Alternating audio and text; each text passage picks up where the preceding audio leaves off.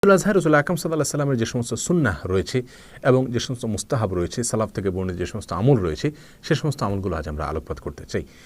ঈদুল আজহাকে কেন্দ্র করে যে সমস্ত আমল রয়েছে তার ভিতরে সবচেয়ে গুরুত্বপূর্ণ এবং সবচেয়ে বেশি পরিমাণে যে আমলটি করতে হবে তা হলো তাকবীর পাঠ করতে হবে। আর তাকবীর পাঠের দুটি পদ্ধতি রয়েছে। একটি হলো সাধারণভাবে, অর্থাৎ ঈদুল আজহার রাতে দিনে সব সময় উঠতে বসতে চলতে ফিরতে বেশি বেশি করে তাকবীর পাঠ করা। রাসূল আকরাম সাল্লাল্লাহু আলাইহি ওয়াসাল্লাম বলেছেন, ফাকসিরু ফিহিন্না মিনাত তাকবীরি ওয়াত তাহলিলি ওয়াত তাহমিদি।